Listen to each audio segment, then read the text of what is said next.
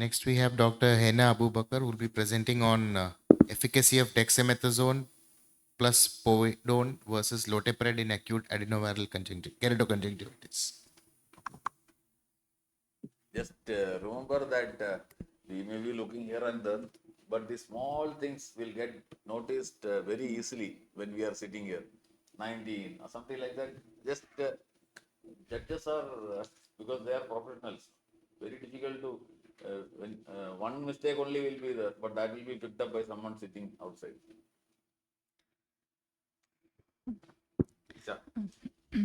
Um, good afternoon.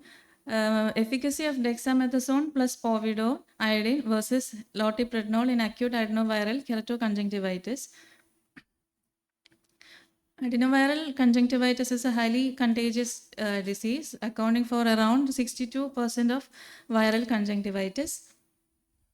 When there is corneal involvement, it is adenoviral keratoconjunctivitis, and the treatment is non-specific with lubricants, antibiotic drops, and topical steroids. Several studies have been conducted comparing the efficacy of steroids, povidone iodine in different concentrations, and lubricants. The aim of our study is to evaluate the effectiveness of giving dexamethasone 0.1% plus povidone iodine 0.1% compared to loteprednol 0.5% in acute adenoviral keratoconjunctivitis. So our study was a prospective study conducted in 40 consecutive patients diagnosed clinically as acute adenoviral keratoconjunctivitis by the presence of superficial punctate keratitis during a time period of 3 months.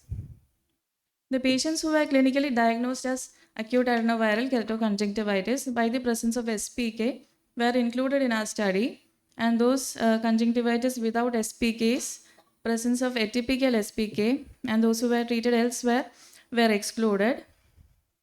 Methodology.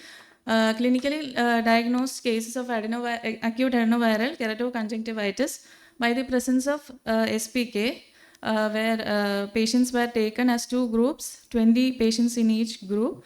Group 1 was given topical dexamethasone and povidone iodine, and group 2 loteprednol was given, and the steroids were tapered weekly, and patients were reviewed weekly till 1 month, and resolution of SPK was looked for in each week. And results: among the 40 patients enrolled, 21 were males and 19 were females, and they belonged in the age group of 20 to 65 years. And in group 1, in the first week, 5 patients were relieved of SPK in the first week, 6 in the second week, 2 in the third, and 1 in the fourth week, and 6 patients were not resolved at the end of 1 month. And in group 2, 2 patients were relieved of SPK in the first week, 2 in the second week, 1 in the third week, and 4 in the fourth week. And 11 patients were unresolved of SPK at the end of 1 month. The mean time of resolution of SPK was 2.85 weeks in group 1 and 4 weeks in group 2.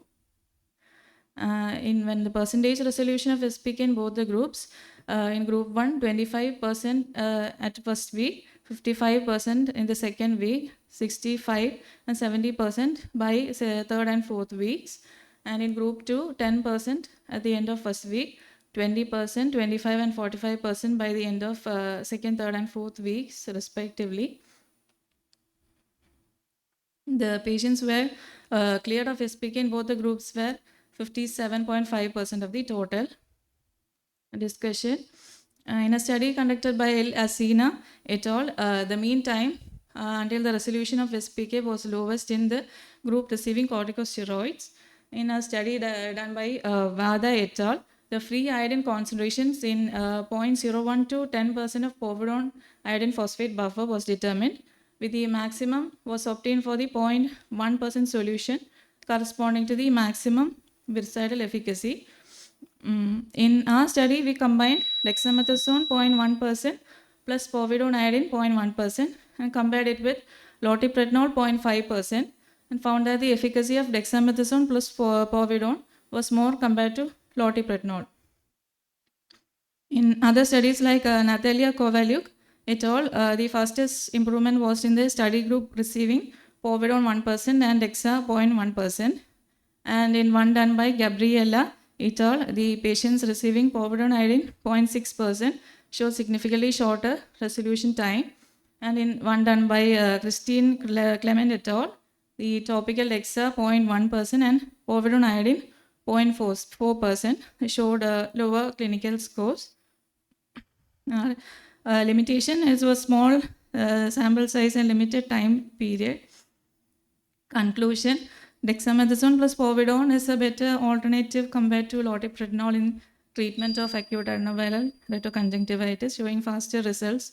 And more studies should be put forward in larger groups to study efficacy and safety of the drugs. My references. Thank you.